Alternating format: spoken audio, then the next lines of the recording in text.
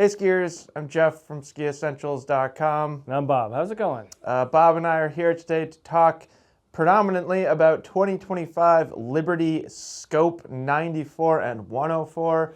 Kind of a joint review because respectively we have each spent more time on one model or the other. Yep. But before we get into that, I thought it was worth taking some time to talk about Liberty in general. Yeah, and what a move they've made. Yeah. So historically, Liberty has always used bamboo Yeah. and has always been made in China. Right. Am I missing anything else? I think those are the two constants. Those are the big ones. Forget that entirely. Neither of those things is true anymore. In fact, I don't think any of their new skis have bamboo. The Helix still uses bamboo. Thank you. No, you're right. But I think that they are now in the import process of that type of wood. No, yeah, you're 100% correct. I stand corrected. And they're no longer made in China. So I know that was kind of that was a source of contention for some people. It comes up with other brands too. Like a lot of people just don't want a K2 because they don't want a ski that's made in China. That's their prerogative. Yeah. And like, we don't need to go into that in great detail. Right. I could argue either way pretty effectively, I think. So yeah, Liberty skis are now made in Europe, which I think is super cool. I'm hoping we can do a video that really talks in depth about what factory, the processes, all of that stuff. But we're kind of... Yeah, even just what it takes to like move production for a ski company like that. Like I'm kind of interested in that aspect of it too. Yeah, but we're still kind of waiting on some details and information, I don't know, in order to speak confidently about that. Sure. So those are the major changes for Liberty, and those are pretty major changes. The other thing is their line has basically completely changed with the exception of Helix. So I actually brought a prop. We don't normally bring props into these. I have a Liberty 2025 catalog here. Yep. It's not very big, Bob. No, yeah, I mean, when you compare it to something like the head catalog, like the head book, the Atomic. Yeah, I mean, there's these all-encompassing companies that make everything. Yeah. So this is like, in a lot of ways, kind of refreshing. Yeah.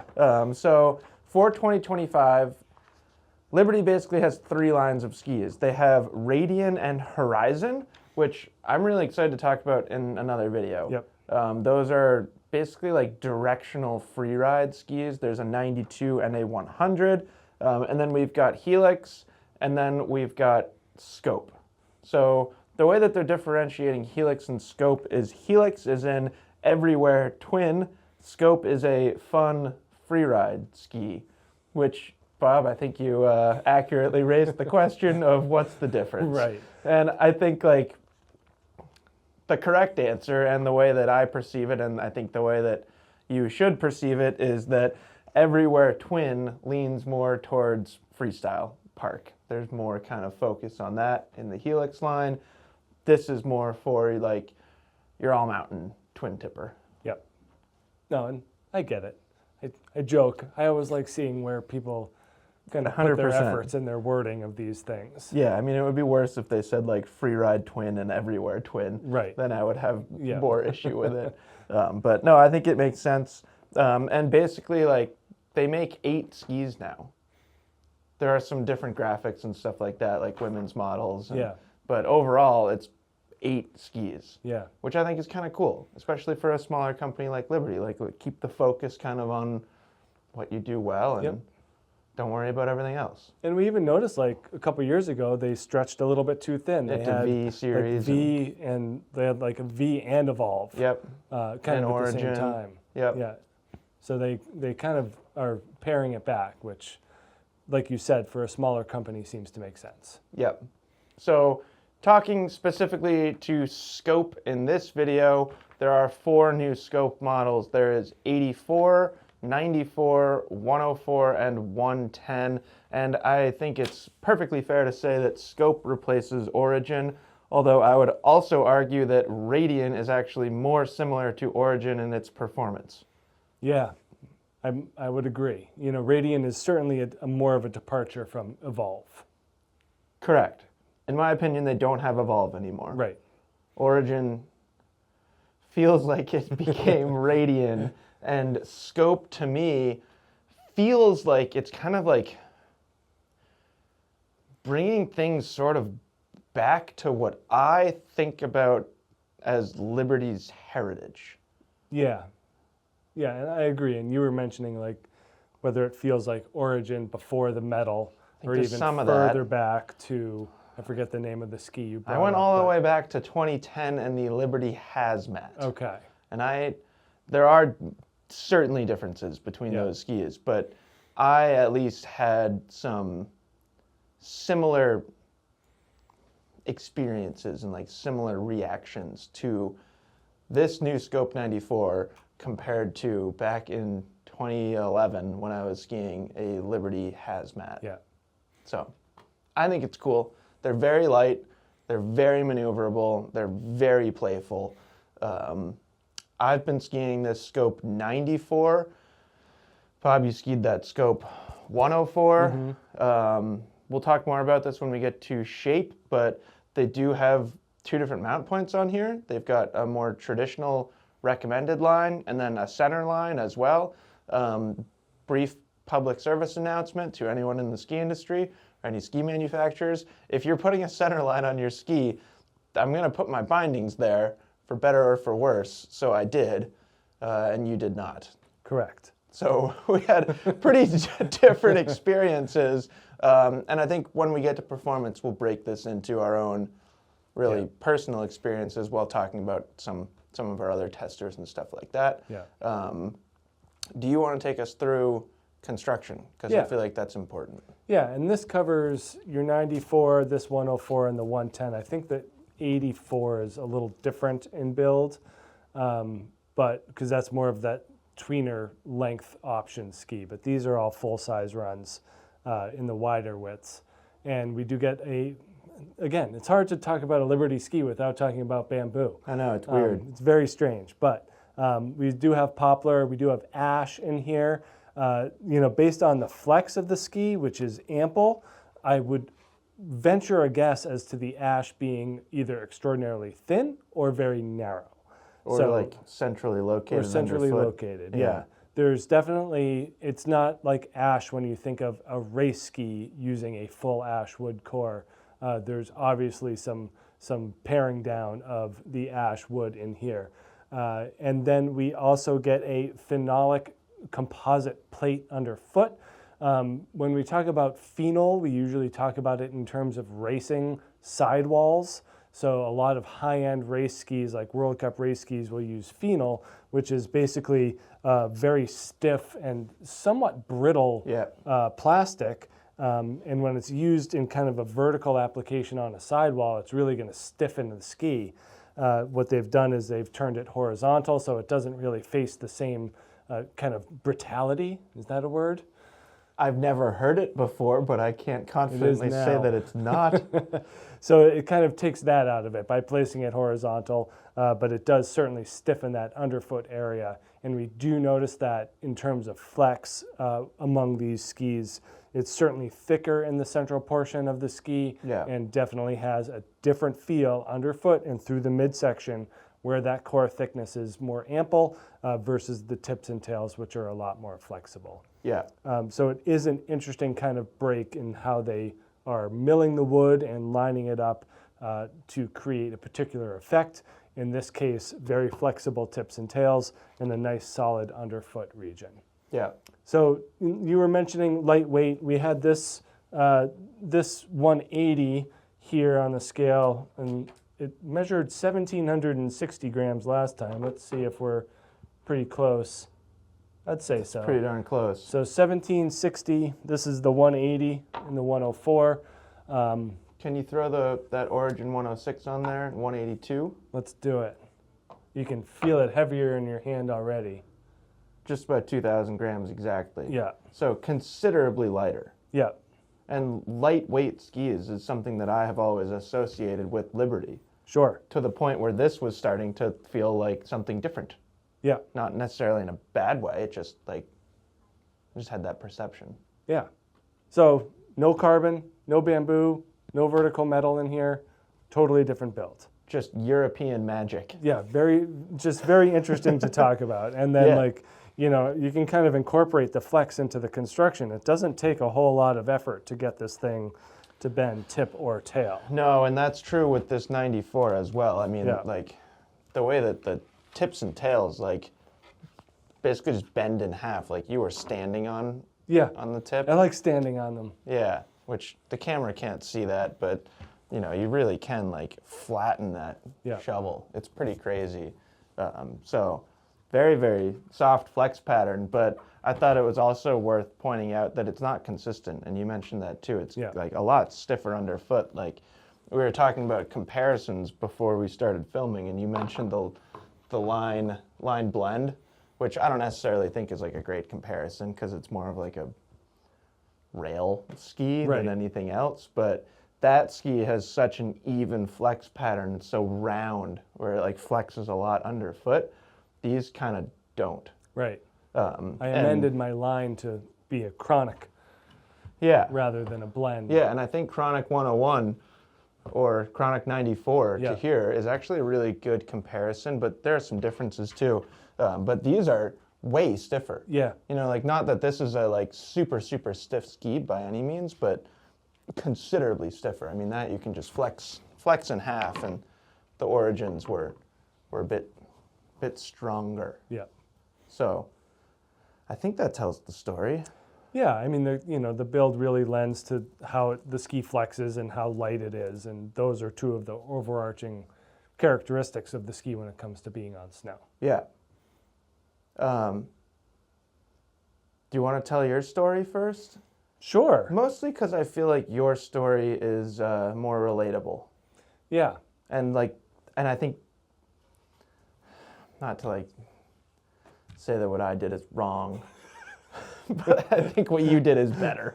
So we'll start there, and then I can talk about some things I might not do with these skis when it gets to me. Yeah, so I'm going to mount my ski on the recommended line at the height of camber, which is ample, and at the narrowest part. So aligning the ski with proper initiation and feedback, I think, made sense for this, especially given... Should we go back and talk about shape? Did we just skip shape? Well, we can talk about shape individually, I guess. Perfect. No, I agree. Okay. Continue. Apologies. So I think that lines it up well with kind of the side cut of the ski. And this one has kind of a long turn radius. It's 22.5 meters in this 188.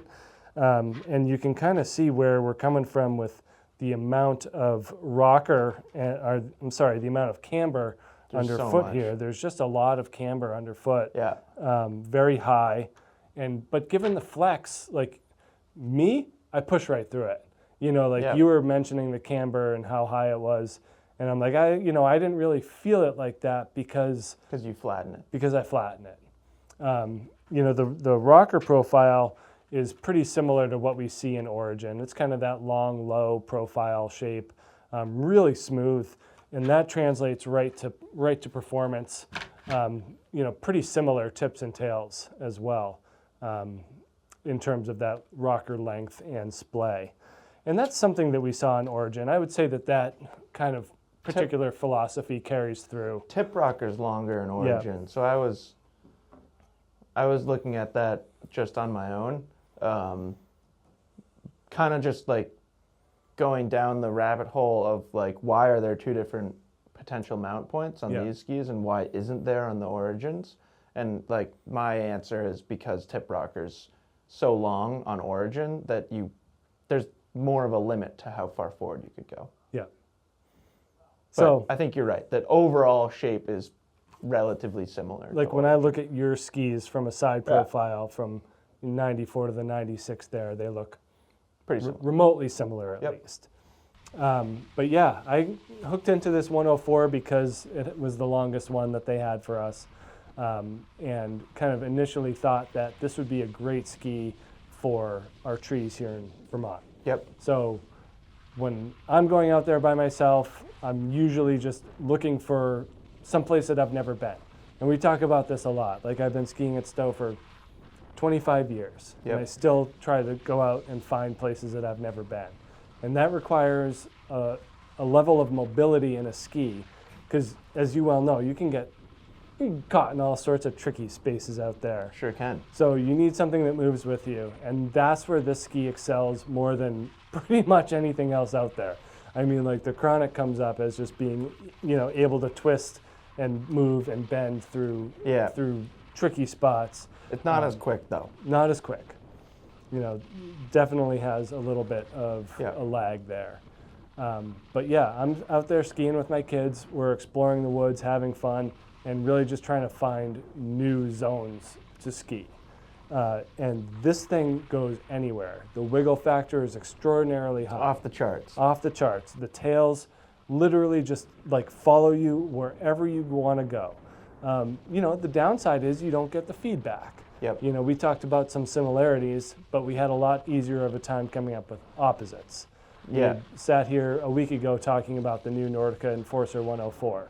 Like everything that this ski does well, the Enforcer stinks at. Yep. And everything that the Enforcer does well, this thing falls short. Yep. So they're very, very much like polar opposites in the 104 range. So it's interesting to be able to, see those merits in the 104 and be like, okay, or the Enforcer, I'm sorry, and be like, all right, I'm going fast and I'm making high-speed carved turns. And then in this Scope 104, I'm going slow, I'm noodling, I'm wiggling around the hill, I'm just overall having a good time.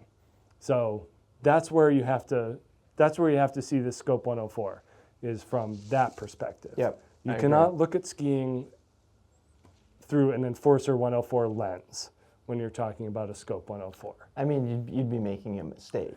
Yeah. You can. You can do whatever you want, but yeah, it's not gonna give you a very accurate perception of what that ski is intended to do, in my opinion. And it can carve. I think we've got some footage of Matt making some pretty nice turns on it. Yep. So you can do it. I think it takes a lot more balance and precise weighting and stuff like that, where on a ski like the Enforcer 104, you just get it up to speed and turn and the thing rips. Right. So it's a lot different of an experience. No, you're right. You have to be careful. You have to find the middle. Yeah. If you're pressuring tips or expecting energy out of the tail, you're going to be waiting a long time. Yeah. And that's just but you can't have it both ways. Yeah. They're very oppositional skis in that regard. Yeah. But if you want something to kick around in the woods, soft snow is way better than firm snow. Yeah. Any day that I was out there on these in softer snow, it was super easy, super fun. And I don't even think I brought it out on a firm snow day. I mean, it's the only thing that I would point to is the kind of more formal media shoot day we had with Liberty. There was some reasonable firm snow then. Yeah. But overall, I think I skied these in either fresh and soft snow or spring-like snow. Yeah. And they did fine in the spring stuff. They weren't plowing through, but that you just had to know that wasn't what it was supposed to do. Colorado-based company. Yep. Could see it being a pretty darn good Colorado ski. No, it makes sense for that style for sure. Yeah, and then the 110 especially. Yeah.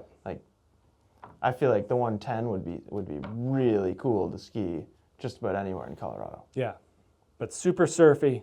Yeah. That's kind of where you see the benefits coming in, is being able to just kind of keep the shovels out of the snow and really just wiggle the tails around and point them where you want to go, and they'll do it. Yeah. So that was my experience on the Scope 104. Yeah. Well, I like that before we started filming, you said something like there are things that this ski can do that no other ski can do. Yeah. And I think that's that's what makes these conversations fun, is finding that thing. Yep. And I think the quickness of that ski and the ease of use and forgiveness. Right. It's off the charts. Yeah. No, and I think that this is a great option for someone looking for that lighter weight, easy to maneuver ski. Maybe you're not an aggressive skier. Yeah. Or maybe you're looking for your first foray into a plus 100 millimeter twin tipish type of ski. So I think that there's certain applications that work really well for skiers here. Or maybe you just ski somewhere where the terrain is extraordinarily tight. Yeah. Then I think that would be a reason too. Yeah. Do you want to talk about 94? Yeah.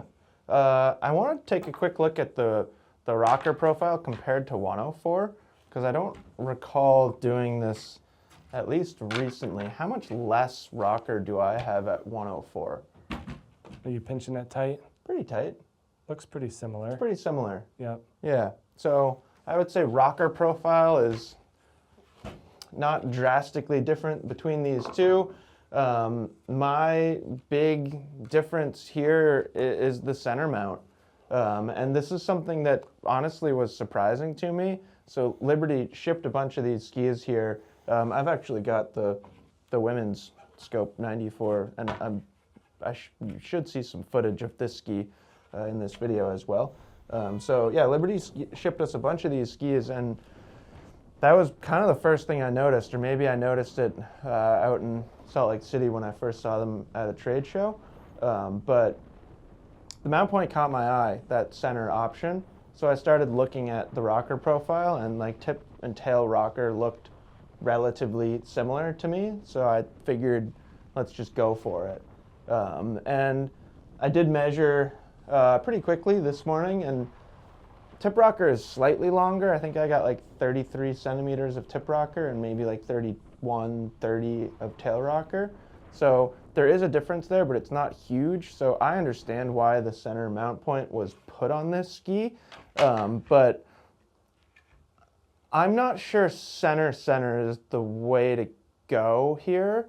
And maybe I'm getting ahead of myself, but I feel like this is, I don't know, at least for me, this is like the memorable experience and the thing I want to talk about most.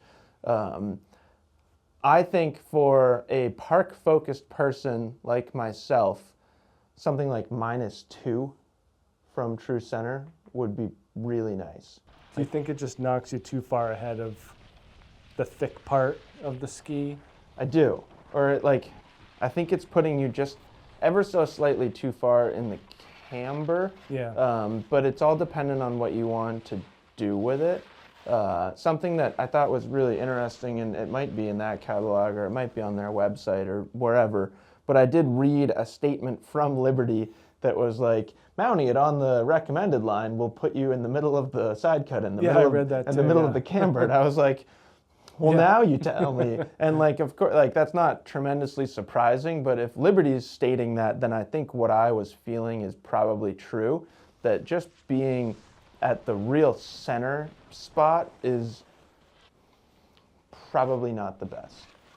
So super fun, very, very reactive. They're really fun to ski just about anywhere.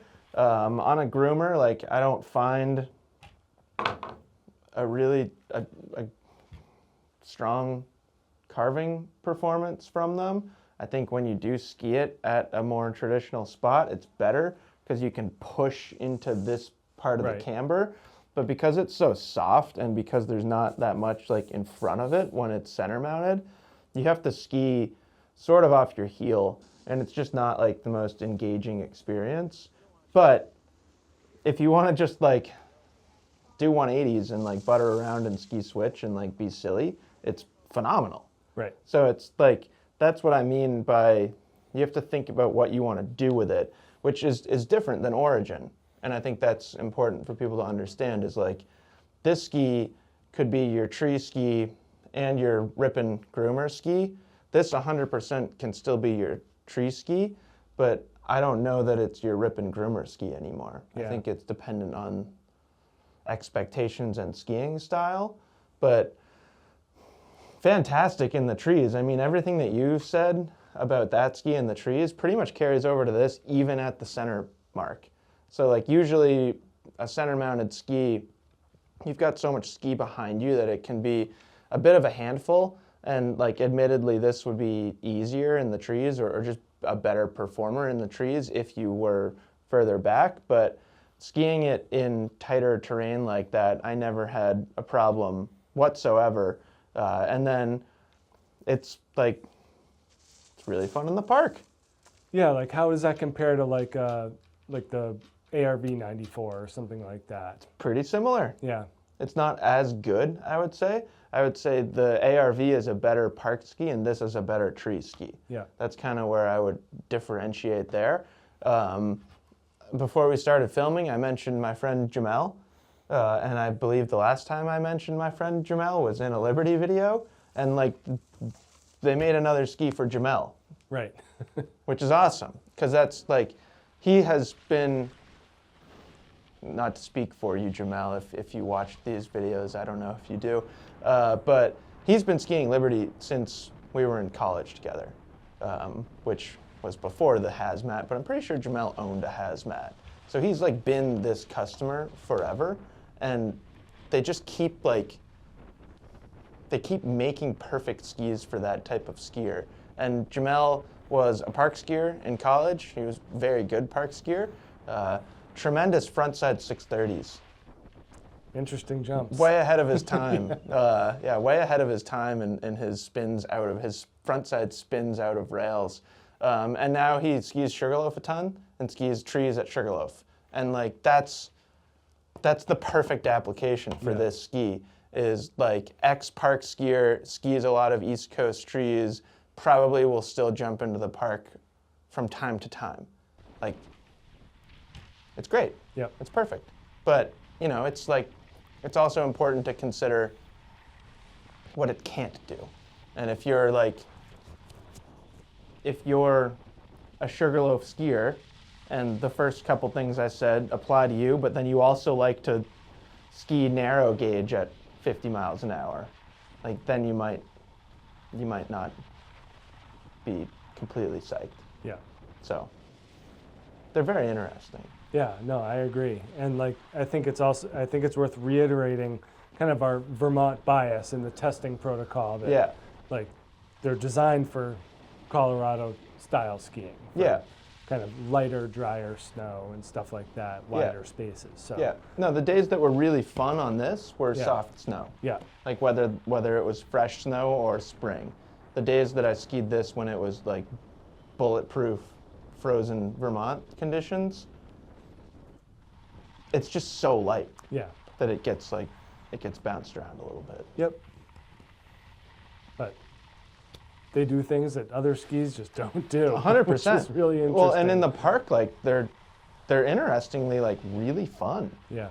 Which like I actually want to. This is something that I'll try and do this season. I'll have to get a Helix in my hand that I'm allowed to like slide rails on and stuff. But I'd love to just ski it back to back with a Helix in the park, because I think Helix is going to feel better, but how much better? Right. And then like where are the differences? The swing weight in this ski is ridiculously light. Yeah, they're absurd. Yeah. So like it just makes, like if you're like a new park skier, you're gonna love it. Yeah. And then like extremely approachable across the board for an intermediate. Would you agree? Yeah, totally. You Both know, of them. If you want to like, right. If you want something a little wider, yeah, you know, again, like if you're looking to get your first pair of free ride skis, you're interested in exploring adventures, being creative. yeah, Like this is an accessible ski for an intermediate. yeah. And then I think like perfectly appropriate for an expert too. Yeah. You just, when you get up to that amount of experience, you as a skier should probably know that you like lightweight skis. Yep. So, yeah. If you've been skiing a Mantra 102 and you're looking to replace it, probably don't get a Scope 104. Not if you're looking for similar tank-like performance. Right. So. Anything else you want to talk about? Not particularly. You know, I think that just them kind of taking a reasonably similar shape to their Origin series and just throwing a totally new build in there is a really interesting thing. Yeah. You know, what, good or bad, like Yeah. it doesn't bother me either way. No. It's just a very interesting move. They're really shaking things up. Yeah. Like you could have renamed the brand. I was hoping that you were gonna say that. I thought you were gonna say like you could rename like the whole series, which they did. Yeah. But yeah, 100. Yeah, this could have been a brand new ski company. Yeah. and be like, these are skis that you've never skied before. Yeah. You've never felt this in a ski before, and I would agree. Yeah. I would be like, yes, you're right. Like, that's very interesting. Do you want to speak to Radian quickly? I love Radian. That was one of those ones that was like, it's just a sneaky good ski. Yeah. 92 and 100. I think that they kind of hit those widths right on the money. Yeah. We can still say VMT. Yeah, but now it's variable metal technology. Variable metal technology. Not vertical metal technology. Yeah. So they went from vertical to horizontal. It does kind of taper in and the tips and tails full width underfoot, so it's kind of a shaped metal laminate. But yeah. I got along with that 92 instantly. There's only so many letters in the alphabet. I know. You can't expect too much. But yeah, that 92 is right up my alley. Yeah. Nice kind of short, medium, quick, precise, agile turns. Like great in the bumps, really nice carving ski. Yeah. Like really well-rounded kind of Vermont all-mountain ski that yeah. isn't too demanding, but is a whole lot of fun. And almost, we don't have Radians here. I don't think so. Not yet. But, talking just in general to 2025 Liberty skis, I feel like it kind of would have been better to start the conversation with Radian, because every single person that I've talked to that has skied a Radian ski loves it. Yeah. And this, I think, is a more specific application. This is more unique. It serves a pretty unique purpose. Yeah. Radian is just like fantastic all-mountain ski. Right. It's kind of like Jamel. Jamel? Jamel. Yeah. Like Jamel gets that ski. Like they made the Radian 92 for me. Yeah. Just like, or like everyone else. right. Yeah. But yeah, if you're a playful, adventurous, off-piste skier with a touch of freeride pizzazz, then Scope 94 and 104, Yeah. fantastic. Yeah. Interesting stuff. Yeah. Let us know if you have any scope questions. Yeah. Happy to answer scope questions. Yeah, I mean, I'm looking forward to skiing them more. Like this one, we own these, I think. The amount of beating I put on them, I think it's fair to say that I own them, and I think that you own yours. Yeah, fair enough. So I'm not going to like change the mount point right away. I would like to, what I love doing early season here in Vermont is, like, people probably think I'm crazy, but I like to hike rails.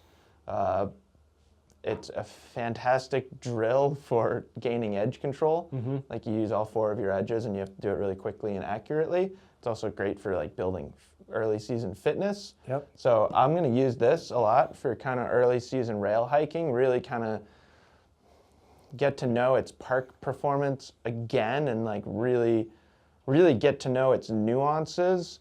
And then I'll probably move the bindings back to -2 and see if my theory holds true. And I'll probably wait until we get 40 to 50 inches of snow at the stake before you ski even them think at about all. taking those out. Yeah. Yeah.